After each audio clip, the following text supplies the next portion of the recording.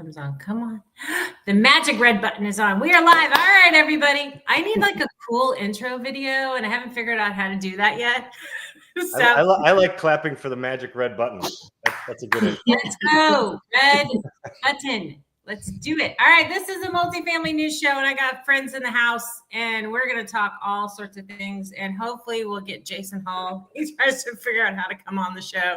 And yeah, this will be it. So, hey, let's start. Chris, introduce yourself, girlfriend.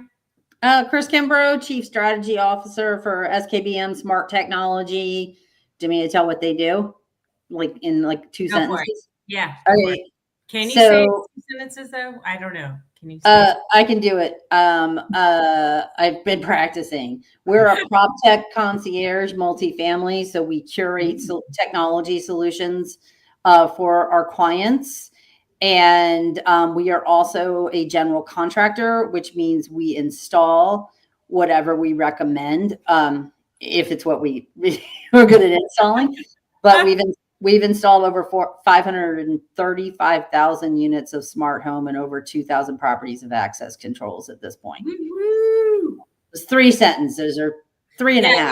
Yeah, but that's all right. Close enough. No one was counting. It's all good. All right, your turn, Reed. So Reed Bennett, I'm the National Council Chair of Multifamily for a company called SVN International. We have a little over 220 offices around the country. Chairing the council, all that means is I coordinate a lot of deals with the various colleagues of mine across the country. As Amy knows, from Texas to Syracuse, our practice, I'm in Chicago. So my team here in Chicago, we run the Midwest multifamily group. Actually just closed one while we were at NMHC, 585 units in Indiana last week. Awesome. It was a fun deal. Thought died about 16 times, but yeah, so that's been in this position for 11 years, been brokering apartments and complexes for 24 years. All right. Very cool. Awesome. Well, let's get started. We're oh my God, Lord have mercy. People are texting me while I'm on my show. Okay.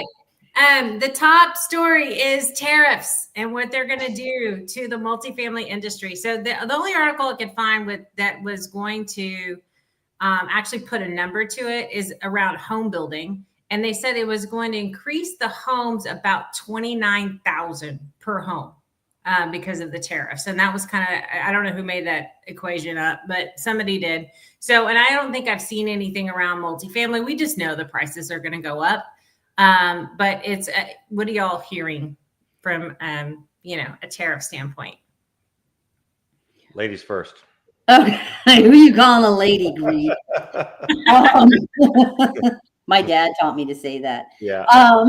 So no, like we were chatting about just a minute ago, Amy.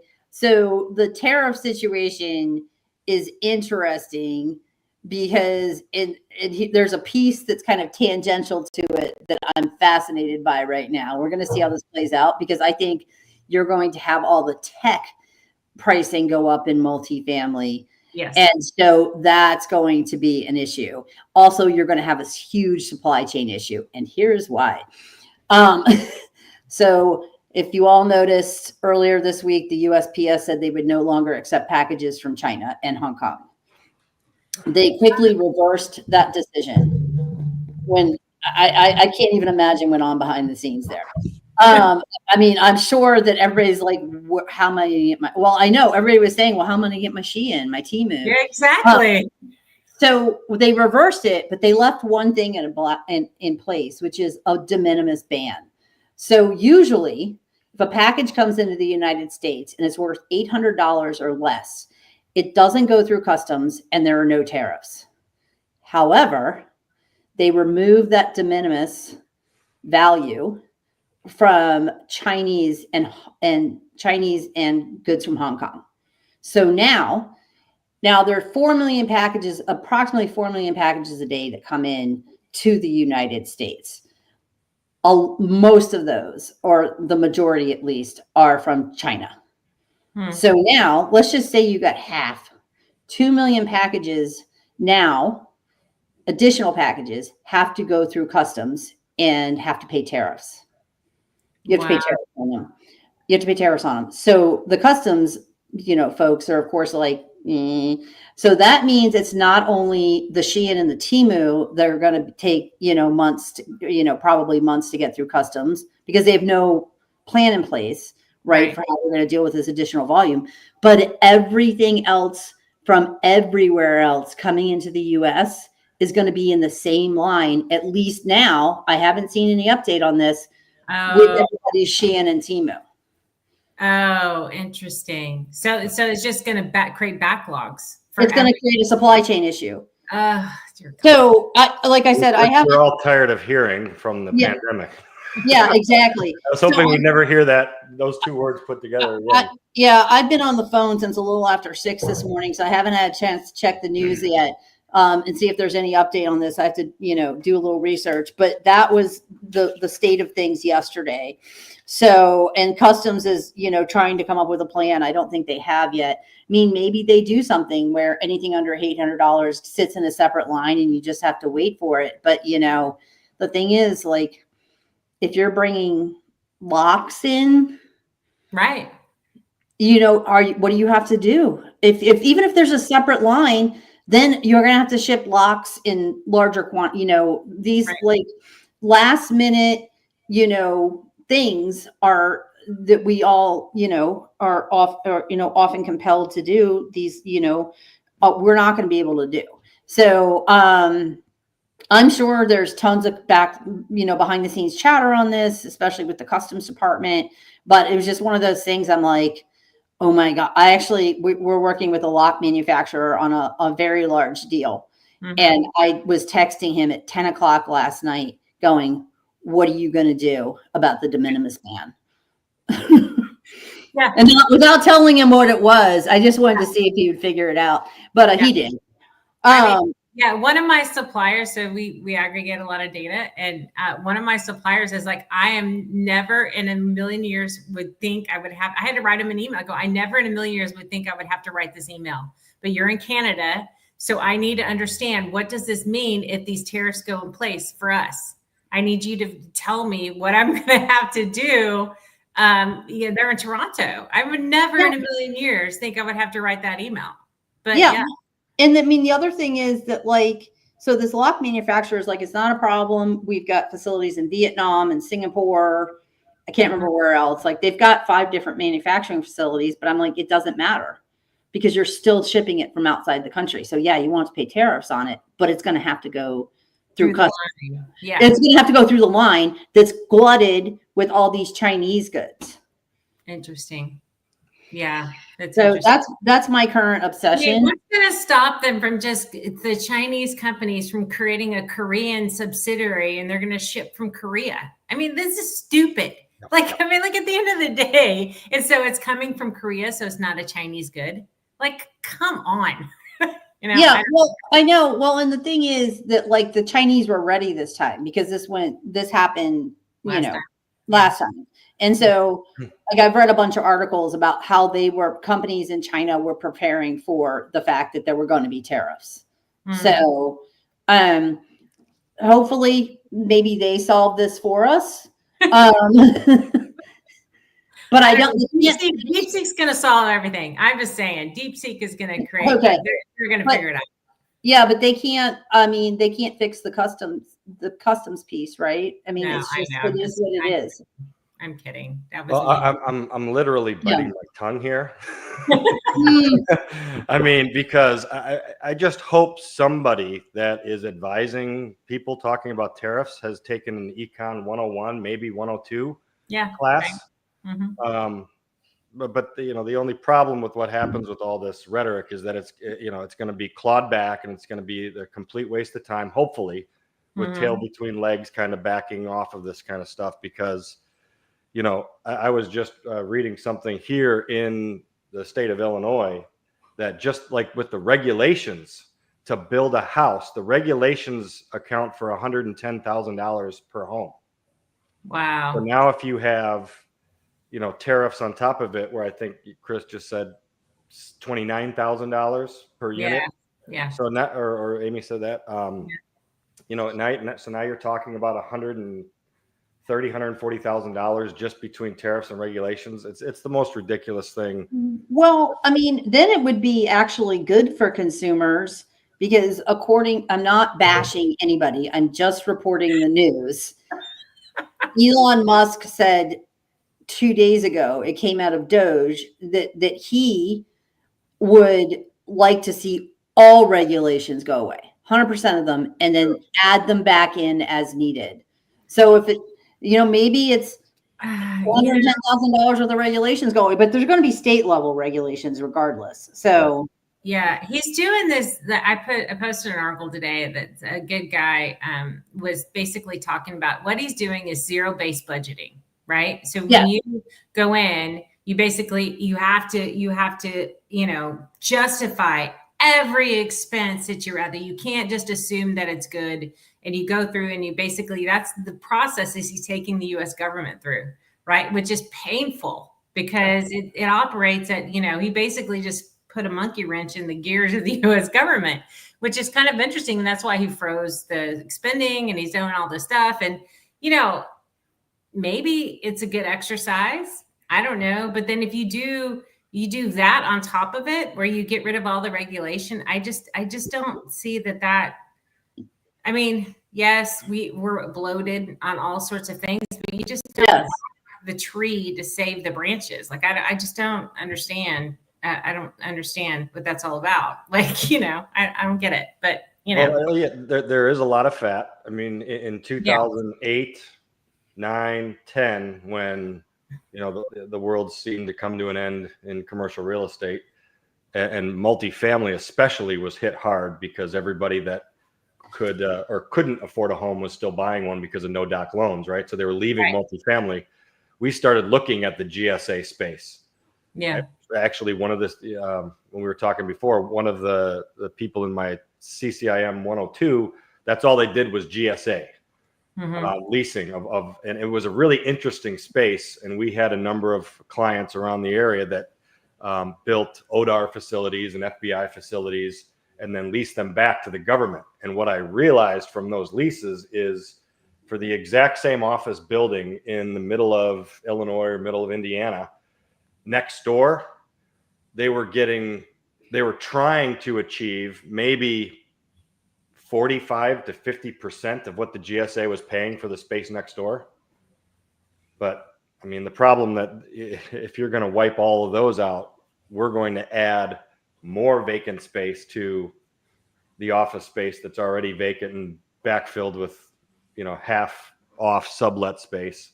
Well, that could be a disaster. And I believe most of the post offices are actually rented, or a lot of them are rented space. Yeah. Oh yeah. Yeah. Where investors, developers built them, and then the government leases it back from them, usually for a 15-year lease, and then the TI burns off. They're very interesting leases if you ever look at them. And the sheer amount of them out there right now, if you're just starting to wipe them out, what that's going to do to the office space, which again, I'm not smart enough to figure out office. That's why I'm in multifamily. But it's interesting though. It'll be interesting to see what happens. I've done office. I think I like multifamily better. So good choice, Reed. Good choice. Well, it's interesting to watch the metrics of what's happening with multifamily, especially in as the Q4 data comes through. Yeah, it's pretty interesting about the vacancy rates. The metrics have just totally flipped in the positive direction when they had months and months and months of kind of declining occupancy, declining rent increases, and that's all coming back, which is I'm so glad you did my segue for me, Reed. It's awesome. Yes, let's talk about the Q4 numbers because it was actually really good. I think some of the trends were, obviously nobody can buy a house. The interest rates are still high. They're kind of stagnating where they are. The prices haven't adjusted, and so people have to rent. It could be some of that. It could be that millennials don't want to buy a home yet or can't afford it. I mean, the biggest buyer pool is millennials, and they're poor and they don't have a lot of money, so they can't buy a house. Maybe that's what's going on. Who knows? right? Well, that's definitely what's key. I mean, that's the big difference between the 08, 09 GFC crisis that we saw. Because for those that were around during that time period, like I said at the beginning, anybody that couldn't afford a home loan or a condo loan was able to get one. Mm-hmm. And so there was a mass exodus out of multifamily into condos and homes with people that couldn't afford them. Yeah. Just because of the no doc loan. I mean, my brother is a residential mortgage broker, and I remember back in the day, when before he opened up his own company, he would send to his superior, hey, here's a loan application, and it would have the income qualification on it. And his boss was saying, rip that out. Why are you even putting income qualification in? This is no doc. Wow. Which that's why everybody was leaving multifamily. This is very different. Right. Because even though the cost of capital or the cost for a 30-year fixed rate mortgage is triple what it was a couple years ago, that's keeping people in their home. That has, I have a 30-year fixed rate at 2.9%. I'm not going anywhere. Right. So that's why the inventory is so low, which is why nothing is on the market that makes sense. And anything that's on the market is even higher than it should be, right? According to the mortgage rates, which is why millennials are not leaving and going to buy a home. So that's what that's doing, is having the metrics in multifamily remaining very robust, and that's what we're seeing with all a lot of the owners I'm talking to. They're saying, why am I going to sell? I'm on the renewals. I'm increasing my rents $100 to $150, not my turns. I'm not doing anything to the units. Wow. I'm raising them, to that level. Why am I going to accept this offer from somebody that's telling me, oh, I'm debt constrained? That's why this offer's coming in. They're like, I don't care. Yeah, well, I'm a little bit locked in, a little bit higher than you, Reed, but not much. But my decision is it's essentially free money. I mean, at what you're locked in at. Mm-hmm. And so, why would I ever sell this house? And I have been noodling. I'm like, maybe I want to move somewhere else, right? Maybe I want to go back to New York. I won't sell this house.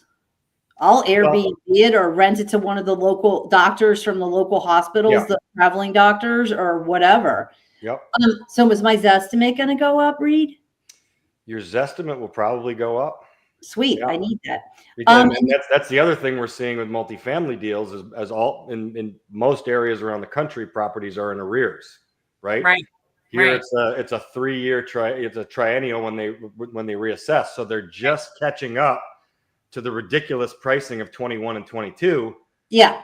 While everybody's interest rates are going up. So that's between the real estate taxes and the ridiculousness of the insurance premiums. Mm-hmm. Those two line items are starting to wipe 3, 4, 5 years of double-digit % increases in rent on the multifamily, which is interesting. Sorry, Amy. I was just going to say, there was an article that kind of leads into that too, talking about how the multifamily investors are now just kind of the people who there's a hangover from the 2% interest rate. There was oh, my values are way up here. And everybody had to grieve for years on my value now is half what it used to be. My value now is less than my mortgage amount. My value now is so people had to grieve and go through that process and all this other stuff and figure it out. And I think there was an article out saying that they were finally accepting the prices as they were. So I'm wondering if that plays into it too, and how transactions might happen. Or people are the people who have to transact, and they're up against a debt maturity wall, or they're up against something happening and they've got to get out of this asset. So they're not throwing good money after bad, whatever it might be. They brought the wrong time. They've just taken their lumps and they're ready to move on. Are you seeing any of that in the market? 100%. So the last, I would say 22, 24 months, everybody was kind of back on their heels. I mean, so this will be last week was NMHC in Las Vegas, the National Multifamily Housing Council, which is a huge multifamily conference. And each of the last 3 years, it was interesting because 2 years ago that's when the interest rates started just getting bombarded with increases, 75 basis point hike, 75 basis point hike. And everybody at that year was like, oh, okay, well, this is going to stop soon. And it didn't. And then last year at the conference, everybody was like, well, this is probably going to stop soon, hopefully. But nobody's doing anything. Everybody was talking, the key words at all these conferences were patience. We're not doing anything. And I talked with groups that haven't bought a deal for 2 years, big groups that are well capitalized. And so that's what was happening. Everybody's sitting back saying, okay, let's just wait this out. And, the problem with patience is the people that are transactional, like brokers and title companies and, real estate attorney, everybody that needs to, they don't have patience. They have to make a deal. The acquisition heads, the teams that had 4 or 5 different acquisition members, now there's one. Right. Yes. Those were difficult, but I think now everybody's saying, okay, look, where the rates are right now, 6 3/4, 6.5, depending on where you get, it's still fantastic. We were so spoiled of the ridiculousness of rates.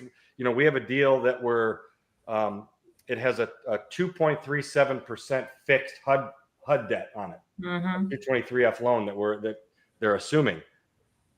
That was totally ridiculous. I mean, so you can't compare to that. But I remember like a million years ago when I actually have taken an Econ 101, and I've taken micro and macro. You can offer some guidance or help. But I remember my professor, I can't remember if it was micro or macro, bragging about the fact that he had a 6% mortgage. Yeah. Bragging about it. Oh yeah. And you're saying just what I was thinking though, at like 6 and change percent. If you look historically, that's nothing. My parents made the incredibly poor decision to become real estate agents in the late 70s. Did not last long because interest rates were, I don't even remember what the high was. Yeah. It was absurd. I wanted to ask you one thing, Reed, before we move on about in that single family space, because we were talking about the value of homes.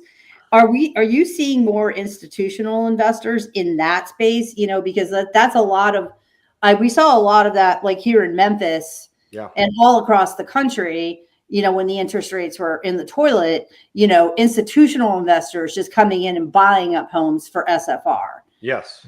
Yeah. I mean, that's a huge, subsector of the multifamily space. And, there's the build for rent, the BFRs, right. And then, so we've sold a number of these homes and portfolios, and it's interesting to see the interest level in those because they're gobbling them up, even if they're scattered site homes. Right. Yeah. Most prefer to have it be one development, one area that they can put a management. We sold one up in Wisconsin. It was 80 homes, all in one development, and the buyer took it and de-pinned the whole thing back to an apartment community.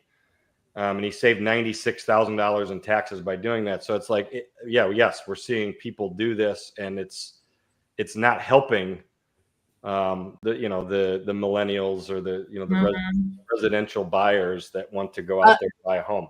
I get a call maybe once a week. I got one last night, which it was from my area code. So I'm like, oh, maybe I actually need to answer this one. And so I think it's somebody offering to buy my home. I get them at least once a week, and they text me. It's like so irritating. Just a quick story about 2008, 2009, the whole financial crisis. Back in the back around 2000, my ex-husband at the time was working for, I will not disclose the name, but let's just say a very large accounting firm. And he is not trained as an accountant, but he's really good at math. And he was working in their securitization department. And he came home after 2 weeks, and he looked at me and he goes, "This is not going to end well." I can't believe it happened. Anyways, Amy, what's the next topic? The next topic is talking about, which I've been hearing for a while and ever and a day, is about office conversion to resi, right? And someone raised $1 billion fund to go do this. And I'm just amazed at it's TF Cornerstone. and it deploys a $1 billion, office to residential conversions. And I don't know why people chase this. It sounds like brain damage to me. Like it doesn't make a lick of sense. But they are. So are you seeing any of that, Reed? I was just curious if you're seeing any of that stuff. I was on a panel here in Chicago a couple months ago, and I had a pocket square in my suit that was an old mask from the pandemic. That it was nice and colorful. I said, "This is the best conversion that this is going to be way more interesting and worth more than an office conversion to multifamily." The problem with what we're seeing with the conversions is the floor plates. Yeah, they don't match. Are ridiculous, right? Yeah. Because you need windows if you have a residential unit. Yeah. And you also, the other problem here in Chicago, a lot of these buildings were built in, early 1900s, right? And they have one wet wall going up where everybody walks down the hallway to go to the bathroom. So now you have one bathroom on each floor. And I think residential, you might have to have at least one in your unit to be a viable residential unit. Yeah. So that's the other problem. So most of these office buildings, they're the better play is to raise them. Yeah. I think, build something new. I mean, I think, yeah. I think Amy, but in New York City, that might be worth it because they're going for so little right now. Yeah. Yeah. I'm sure it pencils. I'm sure the glass and the steel is worth more than what they're selling. That's what I was going to say. Like last week, was it last week or the week before when I was on, and you were saying you're buying it for the glass and steel. That's it. You're going to have to. It's like that's all you're buying and the land, but that's it. Yeah. Well, and some smaller ones probably will work. And I know they are working in New York. And there's one building. I used to office in the LaSalle Wacker building. In Chicago, and that one, the way that the corner units are set up, you probably could do that building and convert it. But then there are buildings that will work, but the vast majority, even if you utilize historic tax credits, state credits, which a lot of developers I know here in the Midwest are looking at these kind of deals to convert them, and some are viable. Yeah. But, yeah. If some mechanical contractor can figure this out with the HVAC and the plumbing, I mean that's the biggest issue, right? Is how do you take one wet wall and distribute it across a floor to where it's doesn't leak and whatever it might be, and just think the toilets alone. Just think the wastewater nightmare you have with a toilet. Yeah. Like you're just like, oh my God. If you could figure out how to get a plumbing P-Tech unit. Yeah. Maybe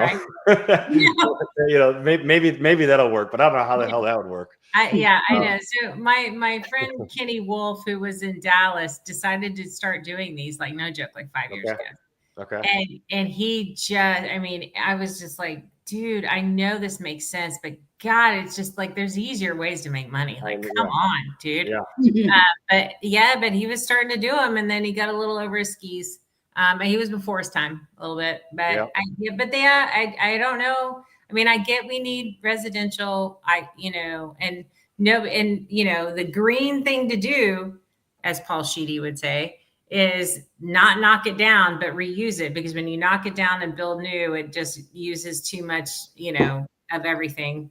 Sure. It's bad for the environment, but geez, hopefully there's some technology that'll figure this out. Well, also, if you knock it down, then you've got to go through that whole permitting process again, that not just for the internal changes, but then the whole structure. I mean, we'll see. I mean, those regulations could go away, but like there's a lot of the regulatory picture changes once you knock it down, especially if we're talking. You have to bring everything to code. And so what that means too is usually the water main is not big enough. The wastewater line is not big enough because it was built in the 70s or whatever it might be. And so you're now having to do work at the street, and the right of way is wrong and the sidewalks are wrong. I mean, trust me, I know I did this. I was a GC. I mean, like I have PTSD from renovating buildings and having to go redoing landscaping because the landscaping plan was wrong. I mean, I'm just like, oh dear God. But yeah, it's fun. Well, Yeah, and you would. I mean, I don't know how much parking these buildings have. Also, Oh, true. Also, And the yeah, parking that could also requirements. be. Yeah, yeah. It just sounds like, I don't know, but I'm just like, who are these jokers, and how could they get $1 billion to chase a bad idea? Why don't somebody give me $1 billion Right. and I'll chase a better idea? Sure. Yeah, I don't understand. or I'll retire. Just give me $1 billion. I got stuff I got to do. Yeah, Yeah. I know. I mean, know. the biggest thing that I saw, not the transition out of the office, but as far as conversions, Yeah. were, if you're familiar with low income housing tax credit deals, the light tech deals, Section 42 that were built, Yeah. that typically have a 15-year initial compliance period and a second 15-year extended use period. What the trend I saw out at NMHC was, since there are very little deals, very little inventory out there for multifamily buyers, especially the whole value add situation, which is awesome. We can talk about that in a little bit, but there's really no value add deals. No. So a lot of these multifamily market rate groups are dipping into light tech and buying light tech deals, whether they really understand the luras or not, but they're looking for it. I mean, everybody I was talking to, because we sell a ton of light tech deals. Yeah. And probably the last 7 deals we've sold were to market rate groups that are like, I'm just going to raise the rents, or I'll just let this burn off, or depending on what year it is. Oh, dear God. Oh, heavens. Yeah. And they don't know what they're getting themselves into. Correct. I mean, it's not the easiest thing. But I mean, if you think about how AI is changing multifamily, that could be one of the things that changes it, right? Especially with Doge and all the stuff of the new HUD secretary, and they're trying to get everything efficient. Maybe they'll get this paperwork, the LURAs, the LIHTC credits, all the stuff that you have to turn into the government to justify your tax incentive.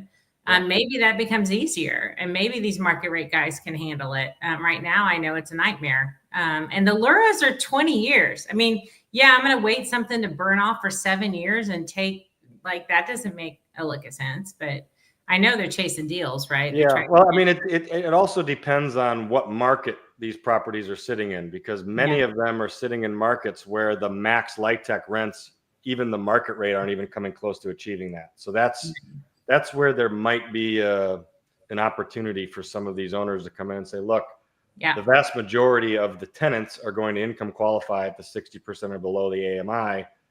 Doesn't matter.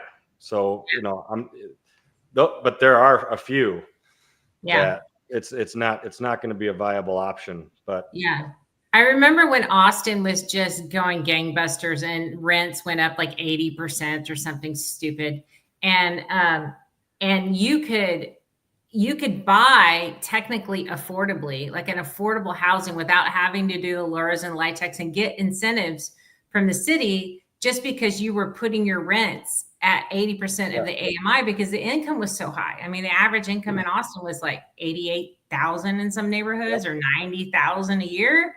So can you imagine getting something in a normal workforce housing at that level and getting all the tax incentives because you're just typically a workforce housing provider? I mean, that's what a lot of people were doing. And now they're having to come back from all of that, and they have to work out all of these because they're not getting that, same basis, because the wages are decreasing, or not the same anymore. It's kind of, but the other thing is, if you are taking these properties out of the program, which many people are doing through something called the qualified contract, is you're decreasing the amount of this affordable housing. And in affordable housing, there's big A and little a affordable, right? So but a lot of these tax credit deals are built for, if you're in Austin and the server at the Applebee's, cannot afford, it's not like it's not Section 8. It's not, it is the firefighters, the police officers, teachers. To live in a city like Austin, many will live in a light tech property. So, and again, Econ 101, the affordable housing, if you are allowed to build more units, as we're seeing in areas like Dallas that become overbuilt, the prices start coming down on the rental rates. Right. So You know, you have a number of politicians that are, you're not building any, more in my, in my area. I'm protecting my constituents, which ends up elevating their rents, directly hurting the constituents. And don't get me started on rent control, but it has the exact opposite effect to the constituents they're trying to protect. Exactly. I mean, yeah, no, for sure. It's supply and demand, just, and I think some of the things that the new HUD secretary is trying to do is like streamline the processes so that you can build faster. And it really just is supply. I mean, that's why I never understood the Indianapolis market and why everybody was favoring the Indianapolis market, but it looked like their occupancies were high and their rents were higher. But I think it was just a supply issue. Yeah. They weren't building new apartments, right? And so because they weren't building new apartments, whoever owned there could raise the rents, because where are you going to go? 100%. Right? You ain't got no place to go. But it doesn't mean that if there was new supply coming online, that market was going to stay where it was. It looked like, so it's that same thing. It's like timing the supply pipeline with what's happening in different markets. And Austin got, it always swings. People overbuild because they're chasing the dollar and they think it's going to be cool. And there's this speed to market. But I think it's pretty interesting. On the new build side, what are you seeing? Like, what markets wait, can I go back to that just real quick? One second. I have one thing. I have a question for both of you. So, and maybe Amy, this is for you because you've done this before. Mm-hmm. So last year I went to NAA Advocate, which is, I think, coming up pretty soon. And the topic we chose to lobby on, my group from Tennessee, was affordable housing. And it's not just about making it easier to build. It's making it easier to get people into those buildings. Oh, yeah. The process takes months. Yeah. And so if you're looking, it's not just the building, but when you start, we're in a people business, it's getting the people into those buildings. Yeah. Is also a place where that things need to change. Yeah. And if you work with HUD, you have to have a HUD certified property manager. And if you're doing things like in College Station, there's one. And they're not the greatest. And they know that, you have all these regulations around who can manage them. And then you have to work through even if it's, the income qualifications, all the paperwork you have to do, it takes like 3 months to get a tenant in there. Shoot me in the head. And so I looked at this is why people don't want to do it though, because it takes so long to get people in. I know. And so so if you are, if you're a light tech provider, you kind of, I did one deal and I'm not doing that again. But because then you can sell that, you can do nifty little things with the tax credits and you can sell those and it can help you with your financing side. And that's what you end up doing.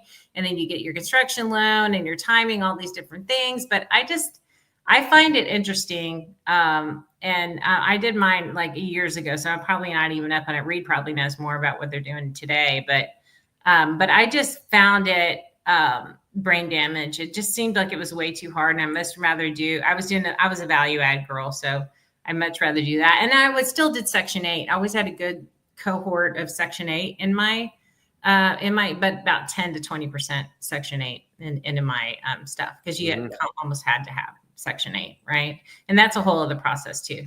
So, which is interesting, which is not light tech necessarily, but yeah. Yeah. Well, that's what they're doing. I mean, especially here in Chicago, every new development has to have a 20% set aside for affordable housing, which, and then some people will just pay it off rather than put it in. Yeah. But, I mean, talking about the value add, I mean, that was the big word for the last 10 years, right? The value add. I know. I remember we had a deal out there that we were touting it as a value add deal, and this buyer, he said to me, he goes, "Look, you brokers, if this building was finished in 2025, built by God himself, 120% occupied, you guys would still be telling me it's a value add deal." was like, yeah, that's true. There might be some management value add there. I don't know. Exactly. There's always room to make money. There's Yeah. always an improvement angle. Yeah, Sure. no, I know, Sure. right? Yeah, the management value add, which basically just telling the seller that they suck. Right. Exactly. That's funny. That's hilarious. Yeah, no. So what's transacting now? Like, what are you seeing? Is it just traditional garden style, or is it the big high rises, or it's just everything that's transacting, or is it people who are having to transact or transacting? Yes, it's Yeah.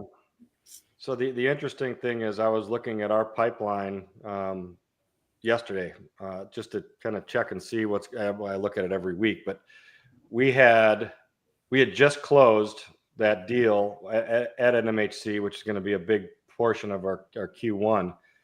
But we have more under contract right now than we did in the ridiculousness of 21 and 22. And much of it is by accident, I think. I mean, and every story is a little different.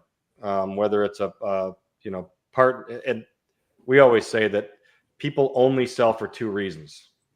Nothing other than they have a problem or there's an opportunity that they're going to be chasing. Right. That's the only reason somebody's going to sell. There's no other bucket, no matter what you come up with, right? So the problems right now are going to be, okay, so maybe I do have an impending loan coming due, and my rate's going to be triple. But we haven't seen, I mean, we're underwriting a couple deals, a couple large portfolios for lenders, and the lenders we're talking to are sitting there saying, we're not foreclosing on this deal. They're paying. We're just going to either try to figure out a way to modify this loan and kind of kick it down. I mean, which is what was happening a lot in 09 and 10. Right. Just the kicking the can down the road. But and we were expecting last year to see just this huge influx of deals that were underwater, and banks starting special assets divisions, which nobody knows about until times like this starts happening, where all the loan officers become special assets people. It hasn't happened yet. Yeah, I know. And I wouldn't be waiting for it to happen.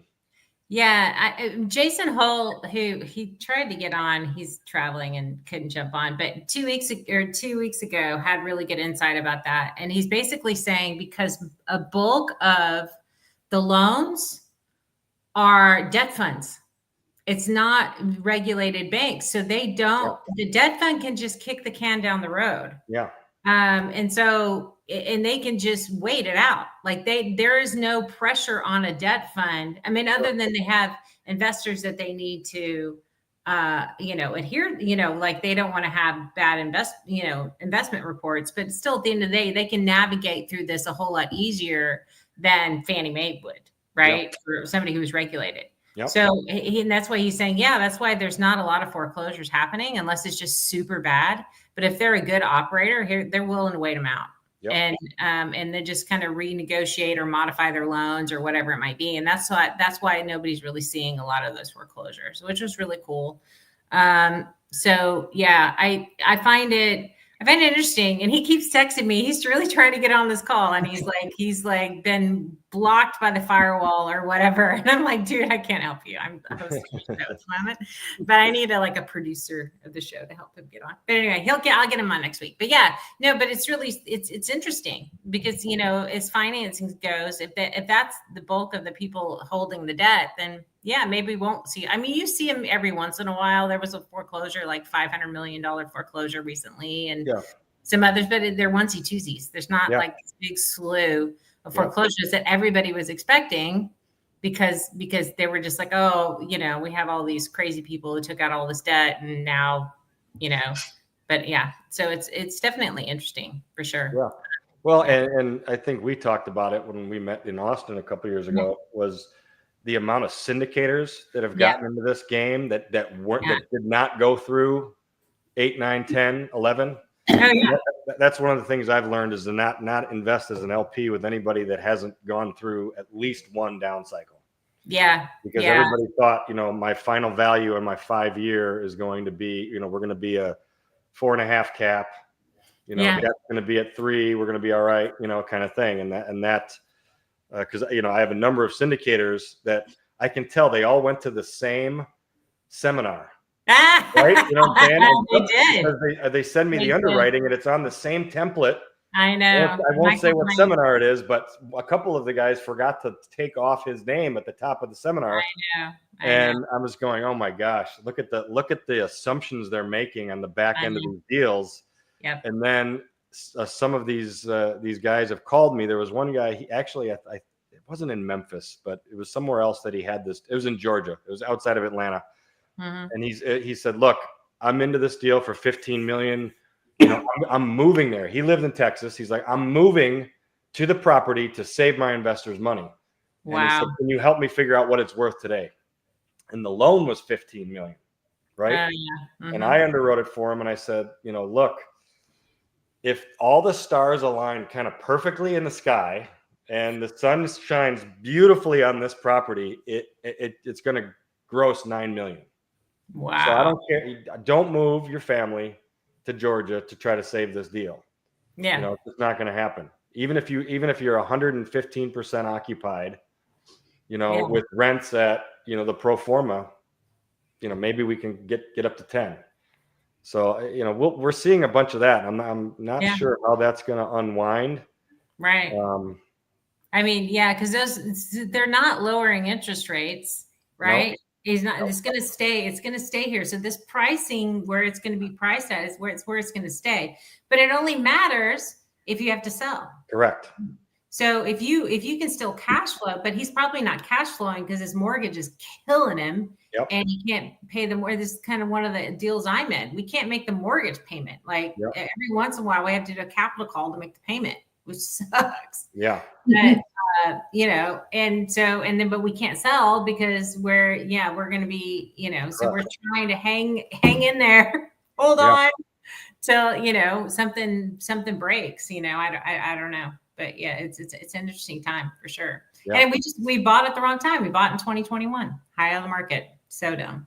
I mean, everybody had funds that they needed to deploy, and you had to buy a deal, and and you were chasing the shiny object, and then Jerome Powell said, "Hey, we're going to cut interest rates," and nobody expected that he was going to cut them that fast. Yeah. I mean, he kept telling us what he was. I saw immediately when he started raising interest rates, and he did 2 quarters of raises. I was like, "Oh, I'm not buying," and I stopped buying after that. But we did get caught and bought one in March of 2021, and that's the one that's not performing. And it's just like, oh my god, yeah, which is horrible, but is what it is. I just think it's.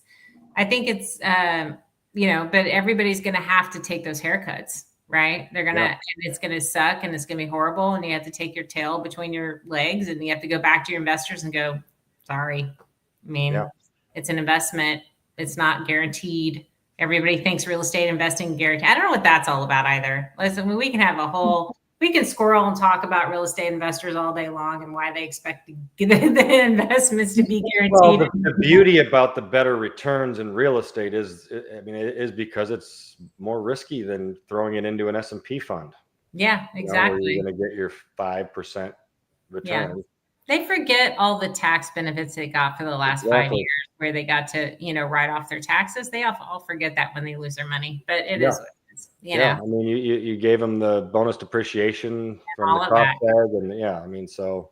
Yeah, it's interesting time. Let's talk about LA, and are they going to rebuild? And if they do rebuild, I hope they rebuild differently. I mean, has anybody heard anything about LA? Chris, have you heard? Did something happen there? Yeah. I have this, and I'm going to sound like just a jackass, but like, I'm pretty sure I shouldn't be saying this out loud in front of many people. But I will. But I will. Reed, you don't know me well. This is exactly what I do. Say things I shouldn't say. But no, but like I have never understood this. It's like, I can't remember which hurricane it was. Wiped out a barrier, an island off the coast of Alabama. Mm-hmm. Yeah. And they rebuilt it. Yeah. Yep. So unless you're going to deal with the climate situation and the Mhm. environment situation, Mhm. like I mean, I watch way too much House Hunters. I will admit that. And I remember a couple of years ago, I was watching House Hunters, and this woman was buying a house on the coast of the Carolinas, like North Carolina, and she bought it. I can't remember. She paid a good amount of money. The thing was, if I got hit by a hurricane and was destroyed, that was it. She wasn't allowed to rebuild. Yeah. So she's taking this huge risk, spending hundreds of thousands of dollars on a property that if it gets washed away, that's it. That money's gone. Yeah. And so, but I kind of appreciate that because I don't understand why we keep going back for more. And I appreciate that LA is beautiful, been there many times, up in the hills is fantastic, but like it's gonna happen again. And actually, I don't know if I told you this, but I know something about why it happens.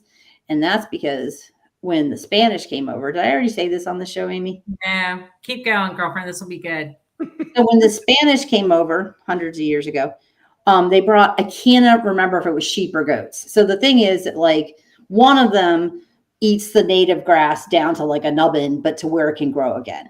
And the other one, whatever they brought with them, eats it down so low that Probably it, goats.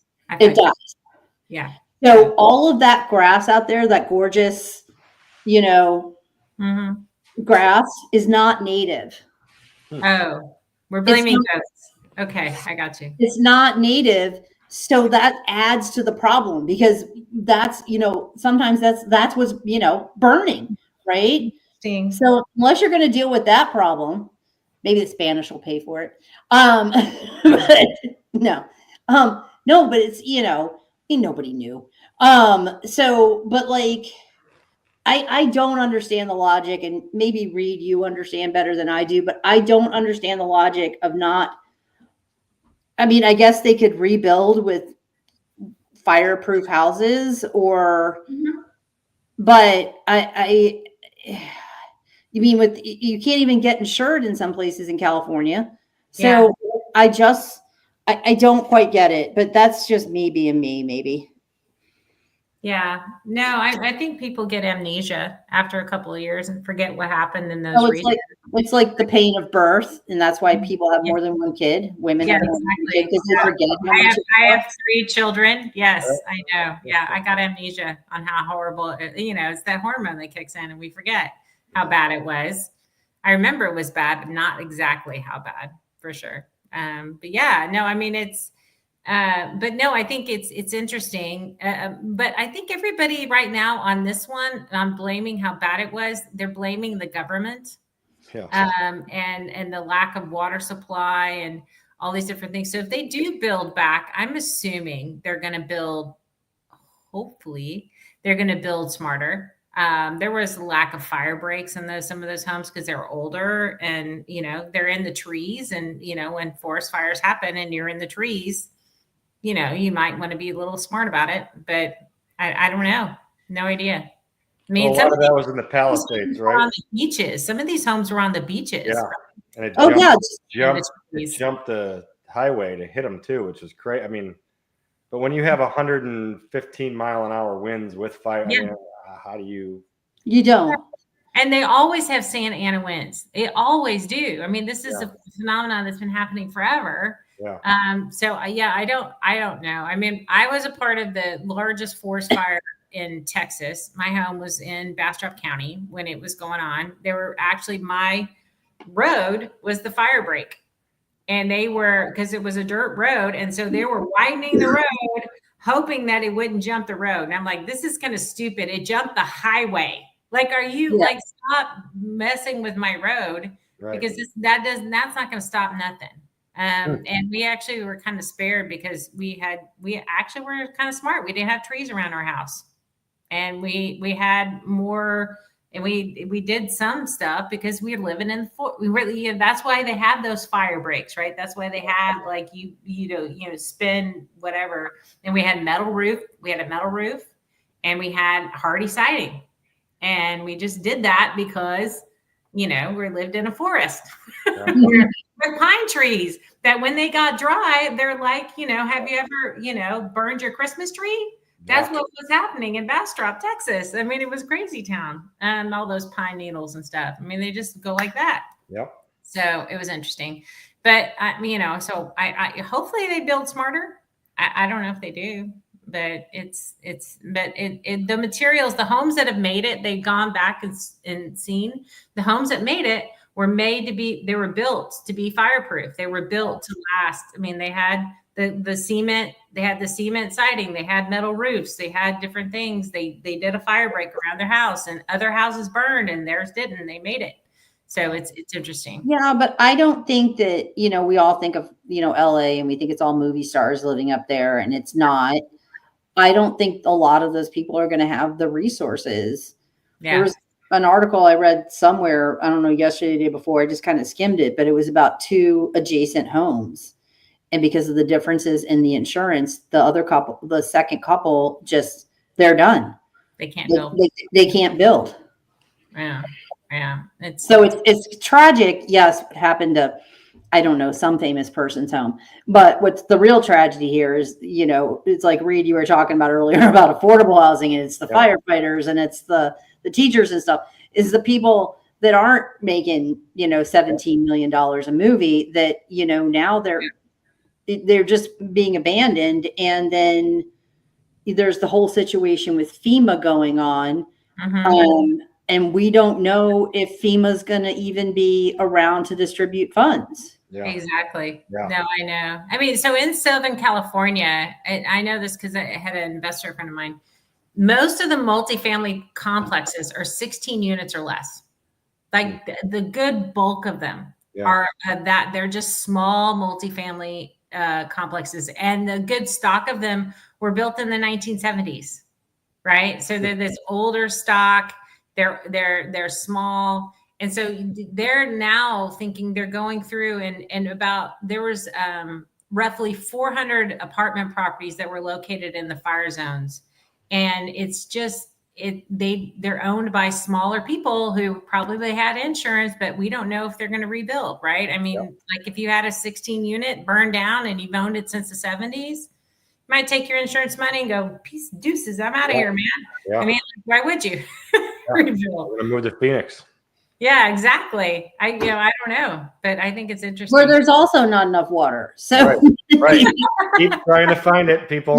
It's Mad Max is coming. Yeah. Mad Max is coming for It's